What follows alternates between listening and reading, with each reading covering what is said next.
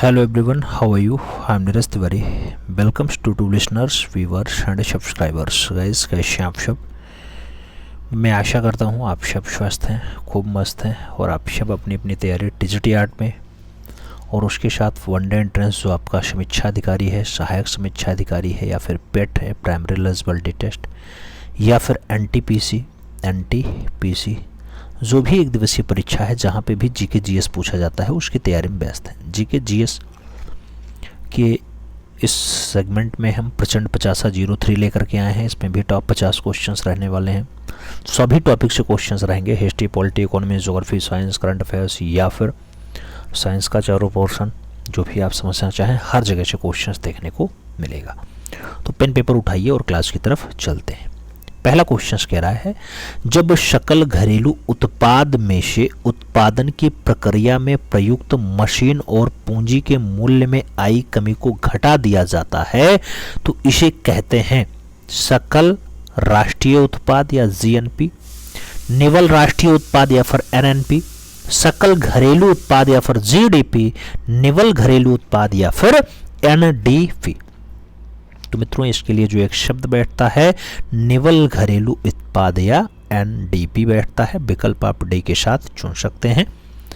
आगे चलेंगे, 2 नंबर प्रश्न आएगा। पूछा गया, न्यायपूर्ण वितरण एवं समानता के साथ विकास किस पंचवर्षीय योजना का सर्वोच्च प्राथमिकता है? मित्रों आपको बताना है न्यायपूर्ण विकास की योजना और उसकी जो व्यवस्था है ये कौन सी पंचवर्षीय योजना के अंतर्गत आती है।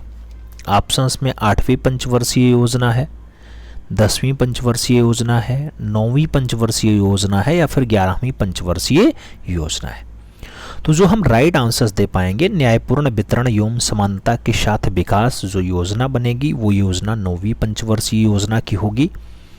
विकल्प आपको बी के साथ चुनना है, B is the right answers बनाना है। अगला क्वेश्चन 3 नंबर आएगा। पूछा जा रहा है, किसी द्रव्य का वाष्पन दर द्रव्य के तापमान पर निर्भर करता है, चारों ओर की वायु के ताप पर निर्भर करती है, द्रव्य की सतह के क्षेत्रफल पर निर्भर करती है या फिर उपरोक्त सभी पर निर्भर करती है।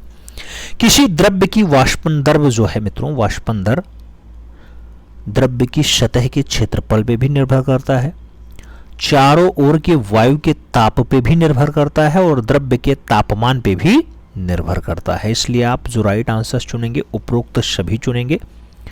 D is the right answers बनाएंगे। आगे चला जाए, 4 नंबर क्वेश्चन आता है। आपसे पूछा गया मित्रों, सौर मंडल का हेलियोसेंट्रिक मॉडल सर्वप्रथम किसके द्वारा प्रस्तुत किया गया था? जोहानेस केपलर के द्वारा, गैलीलियो गैलीली के द्वारा, विलियम हेर्शल के द्वारा या फिर निकोलस कोपरनिकस के द्वारा। सौर मंडल का हेलियोसेंट्रिक मॉडल जो है वो प्रस्तुत किया गया, प्रतिपादित किया गया निकोलस कोपरनिकस के द्वारा। तो आप जो राइट आंसर्स देंगे वो डी विकल्प बैठेगा। अगला क्वेश्चन 5 नंबर आएगा। निम्नलिखित में से कौन सा ग्रह मानव द्वारा खोजा गया प्रथम ग्रह है? नेपच्यून का नाम है, प्लेटो का नाम है, यूरेनस का नाम है और बृहस्पति का नाम दिया गया। सही जवाब की अगर बारी आती है मित्रों तो यूरेनस एकदम परफेक्ट आंसर्स होता है, B is the right answers लगता है। अगला क्वेश्चन 6 नंबर आएगा। आपसे पूछा गया, द्रव्य अवस्था में परिवर्तित हुए बिना अवस्था से सीधे गैस अवस्था में बदलने की जो प्रक्रिया है उसको कहा जाता है ऑक्सीकरण, ऊर्ध्वपातन, वाष्पीकरण या फिर संघनन। द्रव्य अवस्था में परिवर्तित हुए बिना अवस्था से सीधे गैस अवस्था में बदल दिया जाए उसके लिए ऊर्ध्वपातन एकदम परफेक्ट आंसर्स बैठेगा। तो आप जो राइट आंसर्स चुनेंगे वो बी विकल्प के साथ चुनेंगे। अगला क्वेश्चन 7 नंबर आएगा। पूछा गया, लट्टू को घुमाना किसका एक उदाहरण है? अभिकेंद्रीय बल का, अपकेंद्रीय बल का, गुरुत्वाकर्षणीय बल का या फिर घर्षण बल का? लट्टू को घुमाना किसका एक उदाहरण है मित्रों? तो लट्टू को घुमाना अभिकेंद्रीय बल का उदाहरण है। आप जो राइट आंसर्स चुनेंगे वो फर्स्ट विकल्प के साथ चुनेंगे। अगला क्वेश्चन अपना 8 नंबर आएगा। जब प्रश्न संख्या 8 की बारी है तो पूछा गया, किसी अभिक्रिया में भाग लेने वाले पदार्थ क्या कहलाते हैं? प्रतिफल कहलाते हैं, आक्सीकारक कहलाते हैं, अभिकारक कहलाते हैं, या फिर उपरोक्त में से कोई नहीं। किसी अभिक्रिया में भाग लेने वाले पदार्थ को क्या कहा जाता है मित्रों? तो जो पदार्थ होता है उसी के लिए अभिकारक शब्द आता है। विकल्प आप बी के साथ बिठाओगे, B is the right answer बनेगा। 9 नंबर क्वेश्चन पे चलेंगे। वास्तविक वस्तु का हमेशा सीधा प्रतिबिंब बनने वाला दर्पण होता है समतल, उत्तल और अवतल, समतल और अवतल, उत्तल और अवतल, या फिर समतल व उत्तल। वास्तविक वस्तु का हमेशा सीधा प्रतिबिंब बनाने वाला जो दर्पण यूज किया जाता है मित्रों, ये समतल व उत्तल दर्पण यूज किया जाता है। विकल्प डी के साथ चुनेंगे। अगला क्वेश्चन 10 नंबर आएगा, पूछ लिया गया आपसे, प्रश्न संख्या 10। पौधे का कौन सा हिस्सा पानी और खनिज के परिवहन के लिए सक्षम बनाता है? तना, जाइलम, जड़ें और डंठल। पौधे का कौन सा हिस्सा पानी और खनिज के परिवर्तन के लिए सक्षम बनाता है मित्रों? तो वो जाइलम है। विकल्प सी के साथ बैठेगा, सी इज द राइट आंसर्स लगाएंगे। 11 नंबर क्वेश्चन पे चलेंगे। मानव शरीर में लैंगरहैंस की द्वीपिका कहां पाए जाते हैं? छोटी आंत में, आमाशय में, अग्नाशय में, या फिर यकृत में। मानव शरीर में लैंगरहैंस की जो दीपिकाएं हैं मित्रों वो कहां पाई जाती हैं? तो वो आपके अग्नाशय में पाई जाती हैं। आप विकल्प अग्नाशय के साथ दे सकते हैं, B is the right answers बना सकते हैं। अगला क्वेश्चन 12 नंबर आता है, पूछा गया इनमें से किस योगदान के लिए एडवर्ड जेनर प्रसिद्ध है? नाम टीका का है, डायलिसिस का है, ओपन हार्ट सर्जरी का है, और इनमें से कोई नहीं का नाम दिया गया। इनमें से किस योगदान के लिए एडवर्ड जेनर प्रसिद्ध है मित्रों? तो एडवर्ड जेनर जो है वो टीका वैक्सीनेशन के लिए फेमस है। विकल्प आप फर्स्ट के साथ चुनेंगे। अगला क्वेश्चन अपना 13 नंबर आएगा। 13 नंबर क्वेश्चन कह रहा है डीपीटी वैक्सीन में पी किसे संदर्भित करता है? सोराइसिस को पी जो है निरूपित करता है, पर्टिसिस को जो है निरूपित करता है, पैकोलाइटिस को करता है, या फिर पॉर्किंसंस को करता है। डीपीटी वैक्सीन में जो पी है वो संदर्भित करता है किसे? पर्टिसिस। तो पर्टिसिस सही जवाब लगाओ, B is the right answers बनाओ। अगला क्वेश्चन 14 नंबर आएगा। 14 नंबर प्रश्न है, आपसे कह रहा है निम्नलिखित में से कौन सा स्तनधारी वर्ग के अंतर्गत नहीं आता है? ऑप्शंस में चूहा है, बिल्ली है, छिपकली है और गिलहरी का नाम दिया गया। कौन सा स्तनधारी वर्ग के अंतर्गत नहीं आता? तो स्तनधारी वर्ग के अंतर्गत जो नहीं आता मित्रों वो छिपकली है। आप जो विकल्प चुनेंगे बी विकल्प बैठाएंगे। अगला क्वेश्चन अपना 15 नंबर आएगा। बहुत प्यारा प्रश्न है, कह रहा है निम्नलिखित जीव समूहों में कौन सा जीव समूह मुकुलन द्वारा प्रजनन करता है? एनेलिडा है, प्लेटो हेलियंथीज है, सिलेंट्रोटा है, और आर्थ्रोपोडा का नाम दिया गया।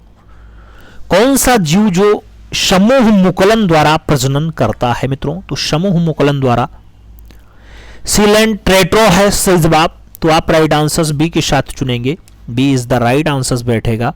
प्रश्न संख्या 16 की तरफ चला जाए। आपसे पूछा जा रहा है रक्त क्षीणता यानी एनीमिया की स्थिति किसकी वजह से उत्पन्न होती है? एनीमिया की उपस्थिति प्लेटलेट्स की कमी के कारण होती है, डब्ल्यूबीसी की कमी के कारण होती है, आरबीसी की कमी के कारण होती है, या फिर ऑक्सीडेंट की कमी के कारण होती है। रक्त क्षीणता की अगर बात आती है, आरबीसी की कमी के कारण रक्त क्षीणता यानी एनीमिया होता है। आप विकल्प बी के साथ चुनेंगे।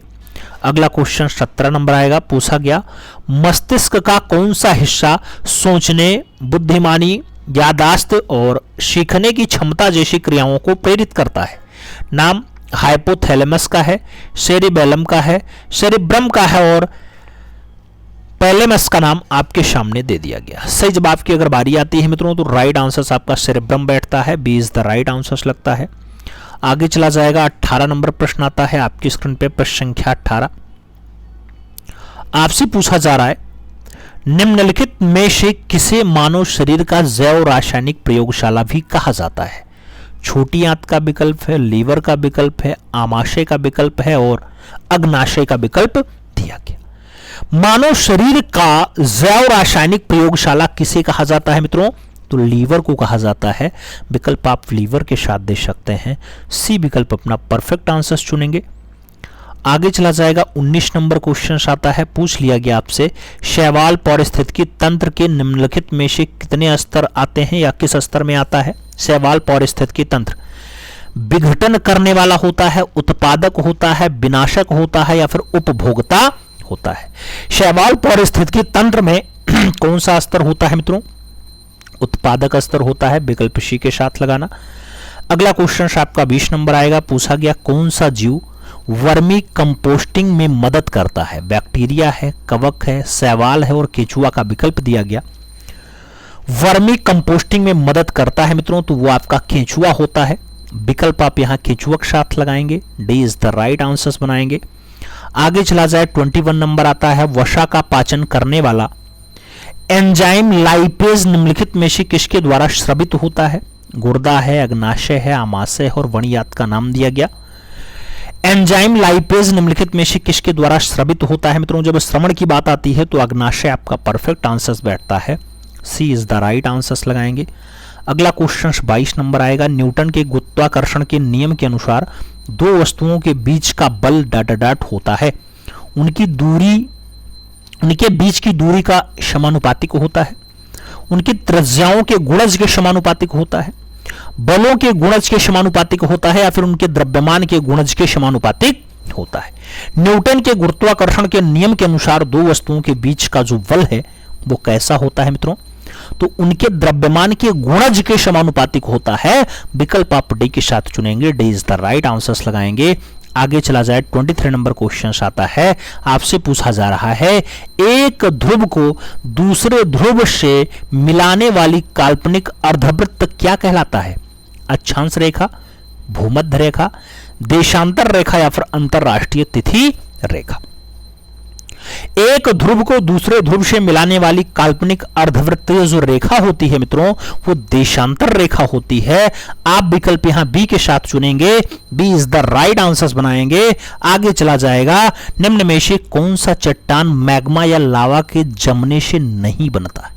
नाम ग्रेनाइट का है, साइनाइट का है, बेसाल्ट का है और चूना पत्थर का विकल्प दे दिया गया। आपसे सही जवाब पूछ रहा है, आप राइट आंसर चूना पत्थर के साथ दे रहे हैं। D is the right answer बना रहे हैं। अगला क्वेश्चन 25 नंबर आ रहा है। पूछा जा रहा है मित्रों, अटलांटिक महासागर की जलधारा निम्नलिखित में से कौन सी नहीं है?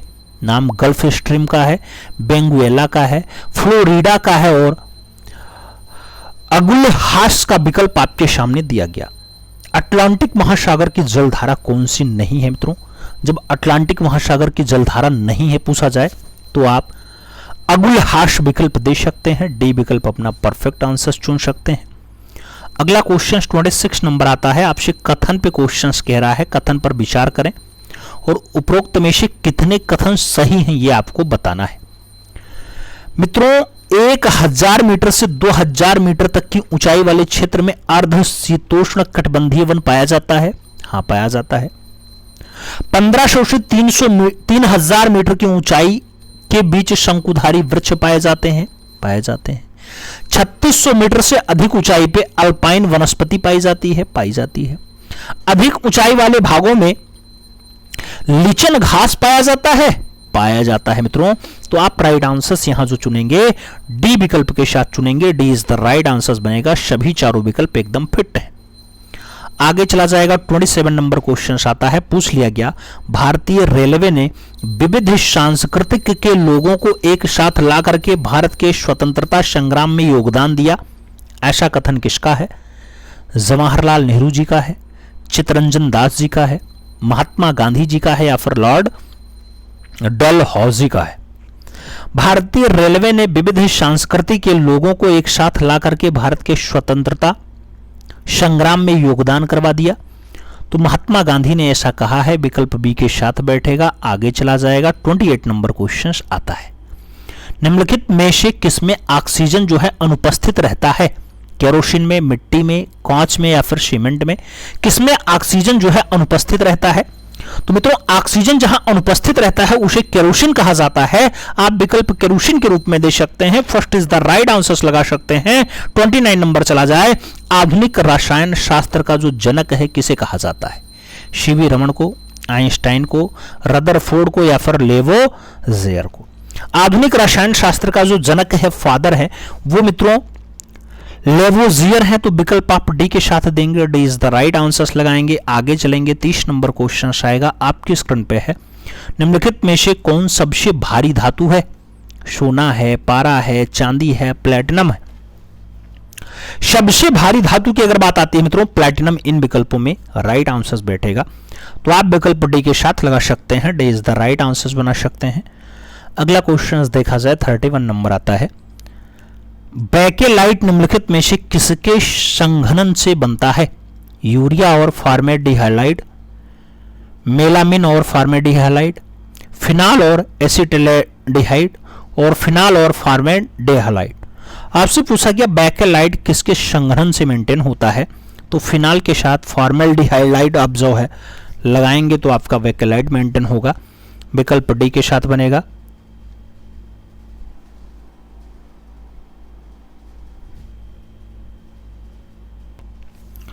अगला क्वेश्चन मित्रों 32 नंबर है। आपसे कह रहा है टेफ्लॉन निम्नलिखित में से किसका बहुलक है?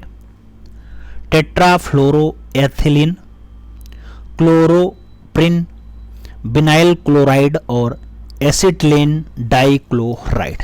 टेफ्लॉन की बात आती है तो टेफ्लॉन जिसका बहुलक होता है मित्रों टेट्राफ्लोरोएथिलीन।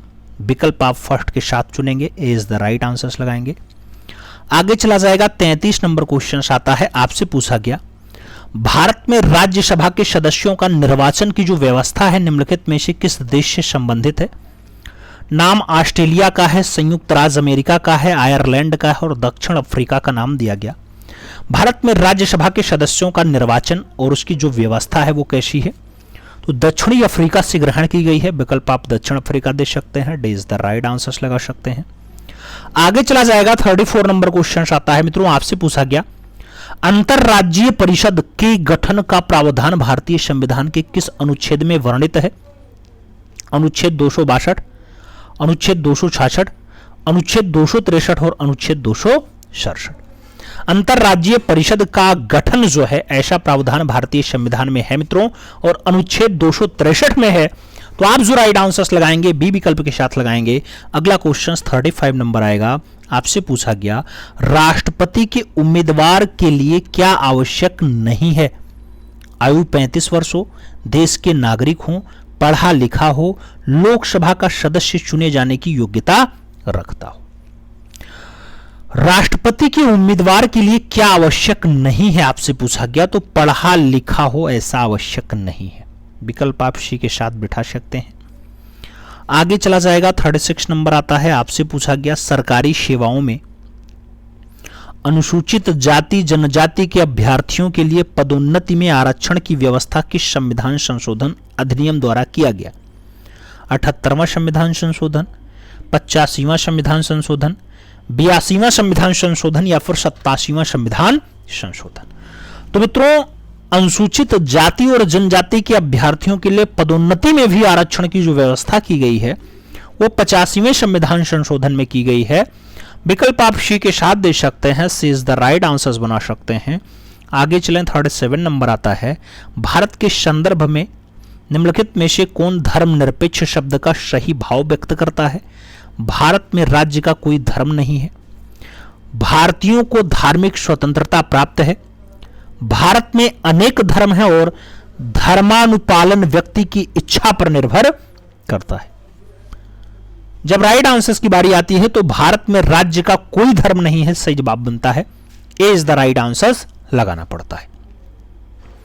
आगे चला जाए मित्रों। अगला क्वेश्चन आता है। अगला क्वेश्चन 38 नंबर है, आपके स्क्रीन पे है। आपसे पूछ रहा है यदि भारतीय संघ में एक नए राज्य का सृजन किया जाता है तो संविधान की कौन सी अनुसूची में संशोधन करना होगा?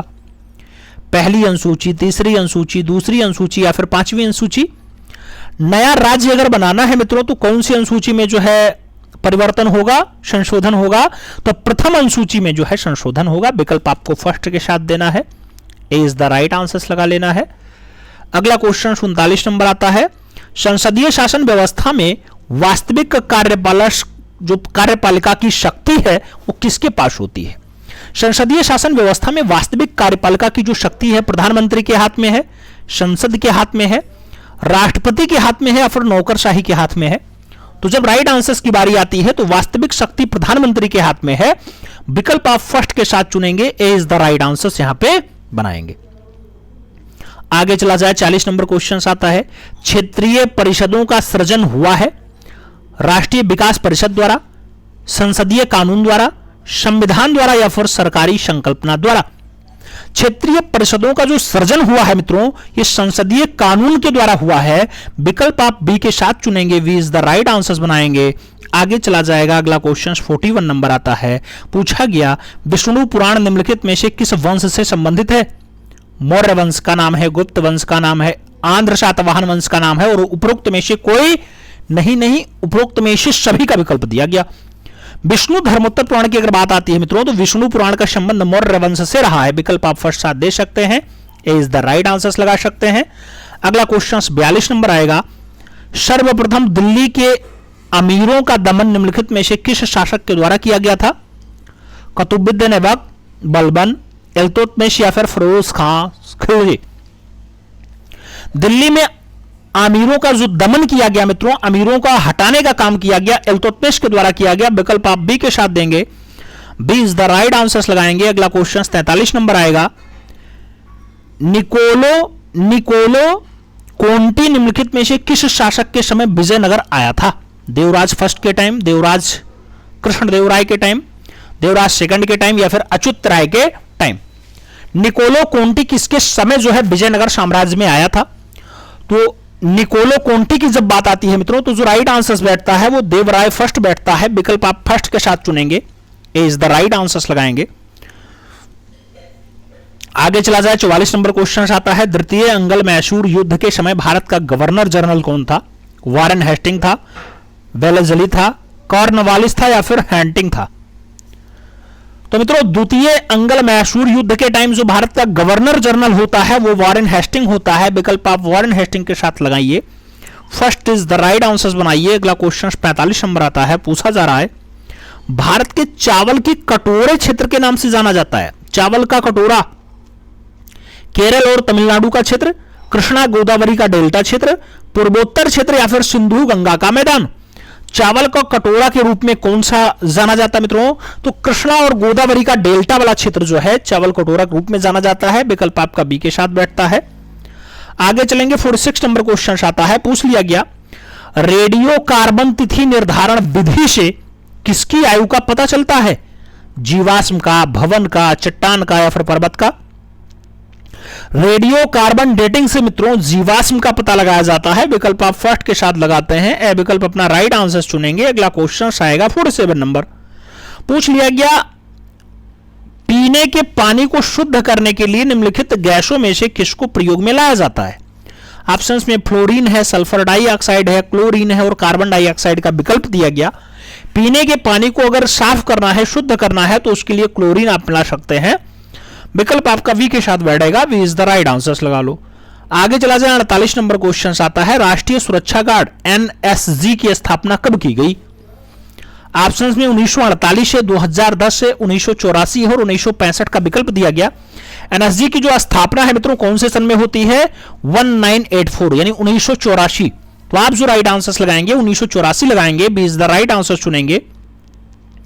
आगे चला जाए 49 नंबर क्वेश्चन आता है, सूची 1 सूची 2 मिलान करना है, फिर आपको बताना है कौन सा सूची एकदम फिट बैठ रहा है। पहले आप अच्छे से सूचियों को देख लीजिए। विजय घाट विकल्प दिया गया, विजय घाट आप जानते हैं लाल बहादुर शास्त्री का जो है स्थल है विजय घाट। जब बात अभय घाट की आएगी मित्रों तो अभय घाट आपका मोरारजी देसाई वाला क्षेत्र हो जाता है। जब आपसे पूछा जाता है चैत्रा भूमि बी आर अंबेडकर का हो जाएगा और कर्म भूमि की बात आएगी तो शंकर दयाल शर्मा जी का बात हो जाएगा। तो चौथे का फर्स्ट विकल्प आएगा और जो है तीसरे का बी विकल्प आएगा। तो तीसरे का बी, चौथे का फर्स्ट, दो विकल्पों में चल रहा है। फिर देखना है दूसरे अभय घाट मोरारजी देसाई, तो दूसरे का डी आपका राइट आंसर डी के साथ बैठ रहा है, यानी पहले का सी लग रहा है। तो D is the right answer, आपको गोला भरना है।